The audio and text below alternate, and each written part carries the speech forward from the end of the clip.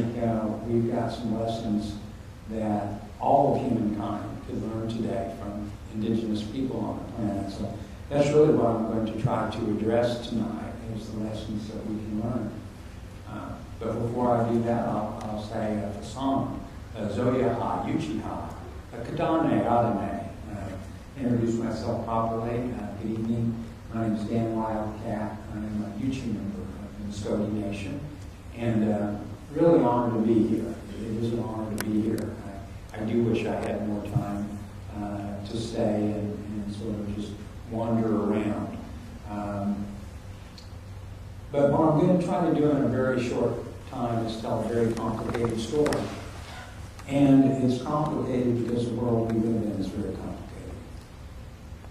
You may find contradictions maybe in what I'll say. I'll try to minimize those, but the reality is we live in a world right now that's full of contradictions. So as you try to describe it, you should expect to find contradictions if you're going to, try to speak honestly about things, about the situation we find ourselves in.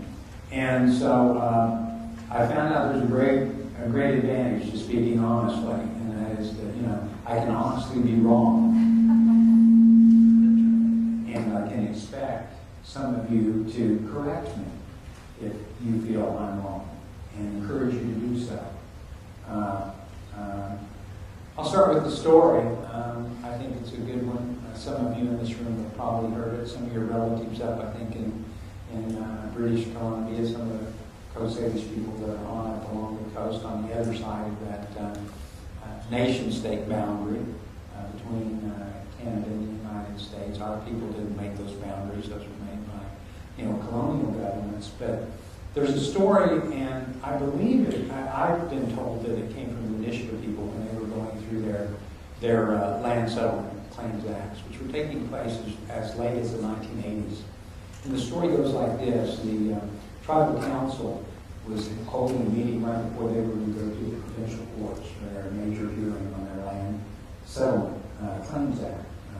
They were trying to reaffirm the real boundaries of their ancestral homelands and their right to hunt and fish on those. And the story goes like this. So the tribal council's convening, and the chair says, well, I'd like to recognize Mr. So-and-so, as you know, he's our attorney.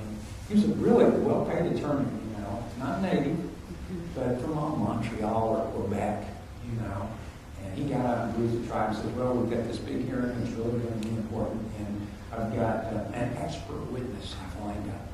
And this guy has written articles, published extensively about our people.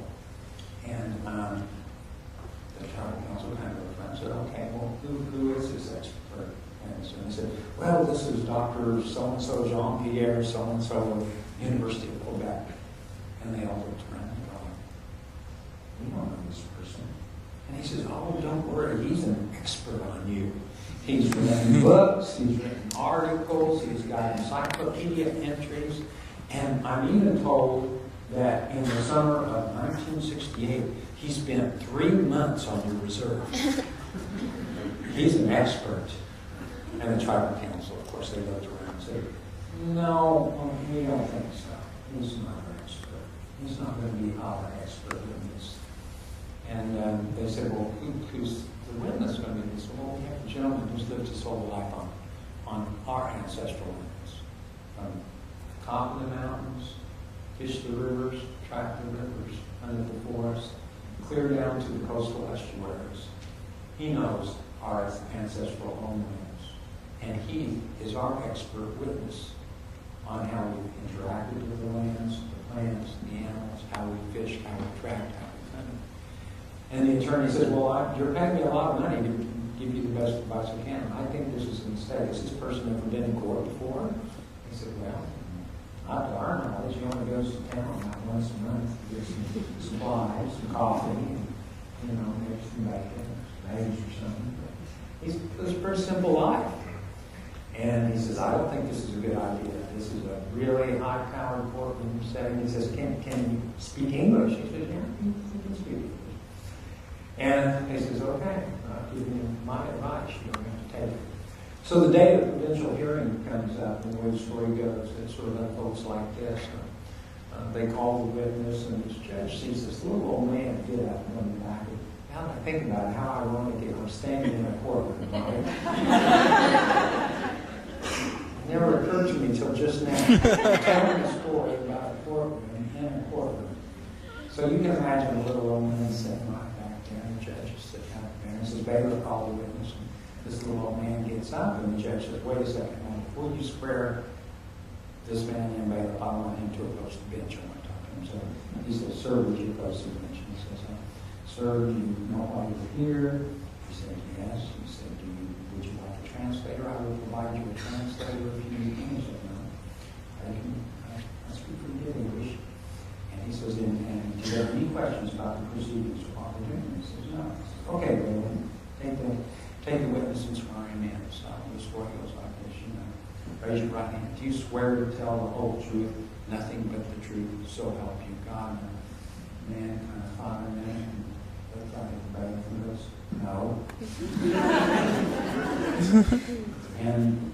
and the judge is kind of like, what just happened here? He says, "Sir," he said, "Wait a second. Do you understand what the bailiff just asked you?" "Yes, I do."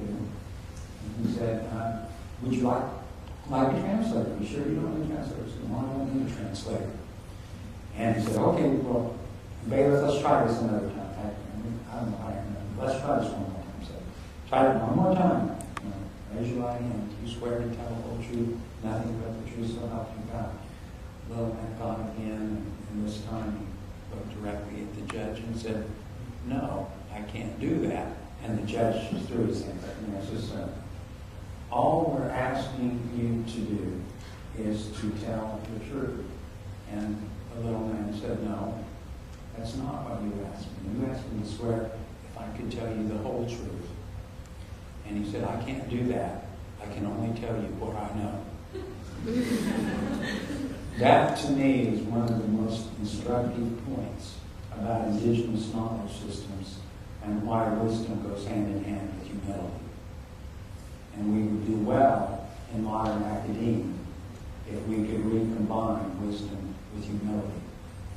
And it's all right not to have the answer, because we can't know it all. And if there's ever a time on this planet when humankind needs to learn how to communicate across cultures, between cultures, across disciplines, we need it right now. I think it's a beautiful story. I think it's a beautiful story for a number of reasons. And it's my way of offering the first disclaimer. I'm not a spokesman for any group, for my nation, I have an elected leadership role.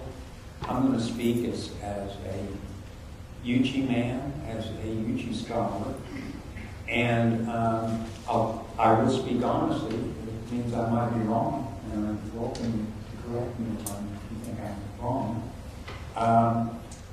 And the first disclaimer is, and I'm glad you didn't say this, believe it or not, occasionally, because I have written very extensively and been shaped very directly by my 25 years experience at Haskell Indian Nations University, the de facto national university for American Indians and Alaska Natives in the United States.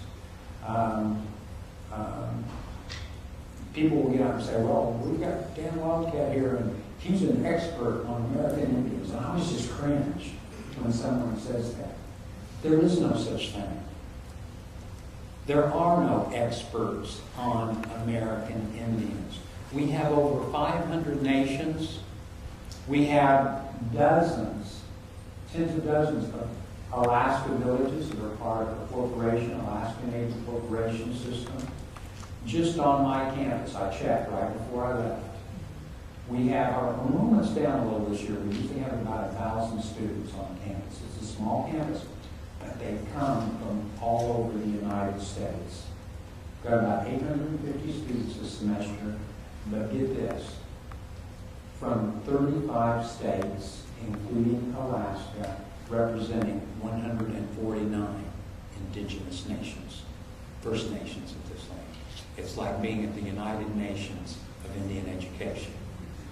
And what that's made me realize is how beautiful the diversity is that is represented in Native people's cultures, tradition, and knowledge systems. So what I'm going to try to suggest to you, that very point of this incredible diversity of knowledge systems, of material culture, physical culture, behavioral culture, iconic culture, language, food, dwellings, is representative of the most profound lesson we need to refamiliarize ourselves with in the beginning of the 21st century. Somewhere along the way, I don't care whether you say 500 years ago or 200 years ago, or how you situate the day, but to the extent that we got so enamored with our ability to employ tools, to design technologies, that we began to think of our culture as somehow being autonomous from nature, that we started to create a real mess in the balance of nature that's other than human. And that's because there's this mistaken idea that somehow our culture is what allows us to rise above nature. I'm here to suggest that is a major fallacy. Throughout most of human history, and I would argue everyone in this room, I don't care if your heritage is Italian, German, Greek, Polish, French, Spanish, everyone in this room has a heritage that is much longer and deeper as members of tribal nations than you do of citizens of modern nation states. Everyone in this room. And if you want some pop culture references, I like to use these pop, because this is what my students always recognize. You know, The Gladiator, you know, the movie The Gladiator. So Russell Crowe's the centurion, you know, guard leader, and he's talking to the philosopher king, Marcus Aurelius. And man, all of a sudden these people come out of the woods and they got painted faces and they got sticks in their hair and they're throwing. Who are these people? They're from Germanic tribes. And they were darn well going to make sure the empire didn't extend into their homeland. Some of you with Germanic heritage have that to call upon. I think that as useful as this kind of nature-culture dichotomy is, that the one thing that indigenous tribal traditions around the world can remind us of, and that is until very recently, our human cultures were literally and figuratively emergent out of the landscapes and seascapes that we call home. This is not complicated. You can do a geography lesson for any 7th and 8th grade students. And once you start talking about the Seminole and where the Seminole live, or once you start talking about the Passamaquoddy and where the Passamaquoddy